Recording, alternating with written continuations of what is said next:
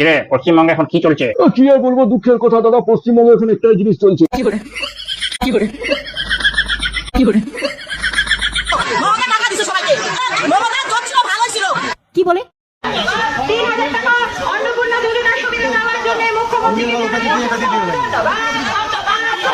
না মানে আমি ঠিক শুনলাম তো, এরা আবার টাকা পাওয়ার জন্য নাকি ধন্যবাদের মিছিল করছে, মানে ভাবা যায়। আর কারো কিছু বলার আছে?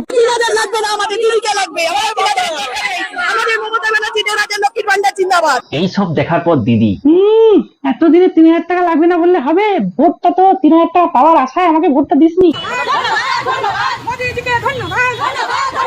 এটাই তো প্রথমে আমার মাথায় ঢুকছিল না যে শালা এটা আবার কিসের মিছিল, যেখানে ধন্যবাদ ধন্যবাদ করে চিৎকার করছে। তারপর ভালো করে আমি লক্ষ্য করে বুঝতে পারলাম এরা অন্নপূর্ণা ভান্ডার পেয়ে মুখ্যমন্ত্রীকে ধন্যবাদ জানিয়ে মিছিল বার করেছে। না মানে জনগণ কিরকম বেইমান চিন্তা করো। হ্যাঁ, দিদি তখন সবার অ্যাকাউন্টে 1500 টাকা করে ঢুকিয়ে দিয়েছিল, দিদিকে একটা ধন্যবাদও কেউ বলেনি। কি বলবো, যাই হোক, আপনি কমার্স ধরে পাচ্ছেন না, সরকার বলছে অন্নপূর্ণা ভান্ডার তো ঢুকছে আপনাদের। না, কাকিমা মা কালীর দিব্যি নিয়েছে মানে আর কোনো ভেরিফিকেশনের দরকার নেই, এর থেকে বড় প্রুফ আর কিছু হতেই পারে না।